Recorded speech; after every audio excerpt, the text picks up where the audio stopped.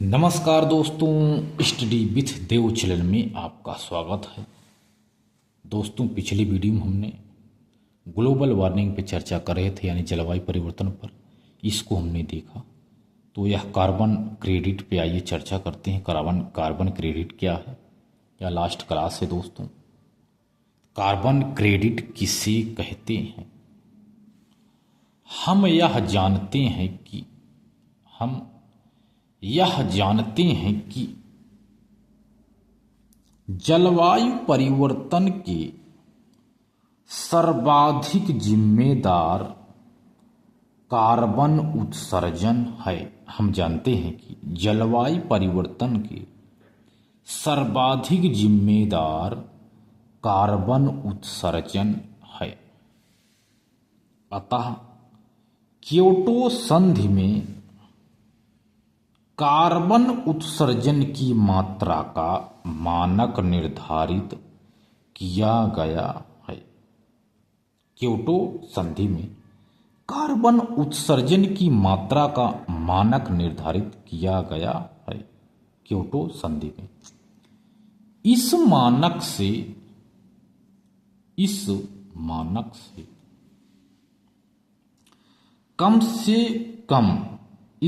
से कम कार्बन उत्सर्जन करने वाले देशों को जो उधार मिलता है उसी को कार्बन क्रेडिट कहते हैं।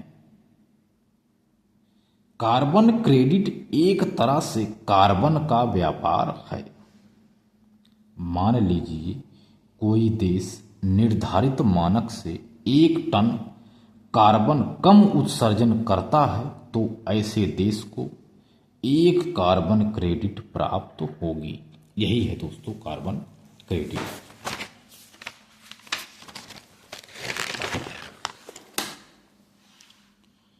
वह देश जिसको कम क्रेडिट प्राप्त होगी क्रेडिट, वह देश 1 कार्बन क्रेडिट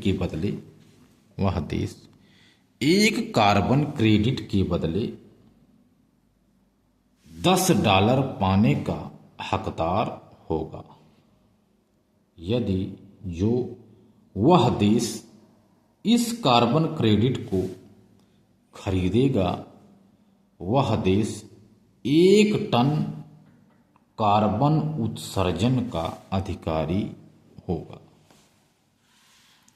अब देखते हैं दोस्तों, कार्बन क्रेडिट के बाद यूरो मानक किसे कहते हैं? यूरो मानक तो 27 देशों वाले यूरोपीय यूनियन ने वायु प्रदूषण को रोकने के लिए वाहनों से निकलने वाले धुओं में विभिन्न प्रदूषकों का मानक निर्धारित किया है, जिसे यूरो मानक कहा जाता है। अतः भारत ने भी इस तरह के मानक तैयार किए हैं जो प्रदूषकों का मानक निर्धारित करते हैं, जिसे भारत स्टेज या BS कहा जाता है। यूरो मानक में निम्नलिखित प्रदूषकों को शामिल किया गया है।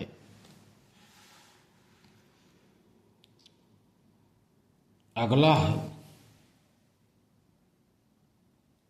निम्नलिखित प्रदूषकों को शामिल किया गया। जो प्रदूषक निम्नलिखित हैं जो यूरो मानक में हैं, जिनको शामिल किया गया है।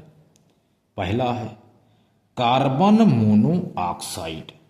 यह भी यूरो मानक में प्रदूषक हैं, कार्बन मोनोऑक्साइड। अगला है नाइट्रोजन के ऑक्साइड। कार्बन मोनोऑक्साइड, दूसरा नाइट्रोजन के ऑक्साइड, तीसरा है हाइड्रोकार्बन और चौथा है धूल कण। ये सभी यूरो मानक में प्रदूषक हैं। ये हो गया यूरो मानक। यूरो मानक दोस्तों ईंधन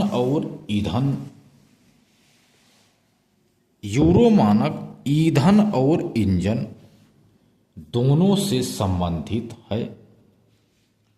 यूरो फर्स्ट को 1992 में और यूरो 4 को सन 2005 में लागू किया गया।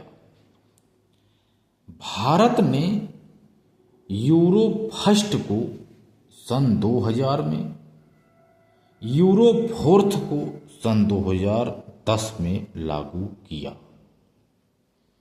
यूरो 4 में ग्रीन डीजल का या अल्ट्रा लो सल्फर डीजल का इस्तेमाल किया जाएगा।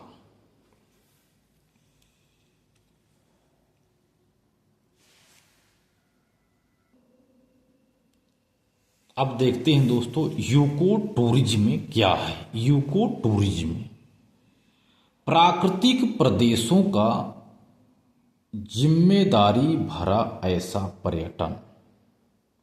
प्राकृतिक प्रदेशों का जिम्मेदारी से भरा ऐसा पर्यटन जिससे पर्यावरण का नुकसान ना हो उसे यूको टूरिज्म कहलाता है।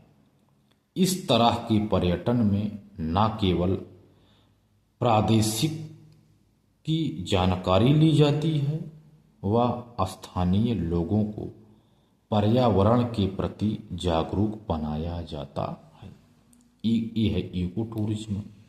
अगला है यूको मार्क। यह क्या है? यूको मार्क क्या है दोस्तों? यूको मार्क ऐसा चिन्ह है जो उन उत्पादों पर लगाया जाता है जिनको बनाने में पर्यावरण की हानि ना हुई हो, उसे यूको मार्क कहते हैं। भारतीय वन एवं पर्यावरण मंत्रालय के निर्देश पर भारतीय मानक यूरो ने इस चिन्ह का विकास किया है। इसका प्रतीक कच्ची मिट्टी का घड़ा होता है। यूको टूरिज्म का मतलब प्राकृतिक प्रदेशों का जिम्मेदारी भरा ऐसा पर्यटन है जिसमें पर्यटन का नुकसान ना हो, यूको टूरिज्म कहलाता है। इस तरह के पर्यटन में न केवल प्रादेशिक की जानकारी ली जाती है व स्थानीय लोगों को पर्यटन के प्रति जागरूक बनाया जाता है। यूको टूरिज्म है। यूको मार्क है ऐसा चिन्ह है जो उन उत्पादों पर लगाया जाता है जिनको बनाने में पर्यावरण की हानि ना हुई हो, यूको मार्क कहलाता है। भारतीय वन एवं पर्यावरण मंत्रालय के निर्देश पर भारतीय मानक ब्यूरो ने इस चिन्ह का विकास किया है। इसका प्रतीक कच्ची मिट्टी का घड़ा होता है।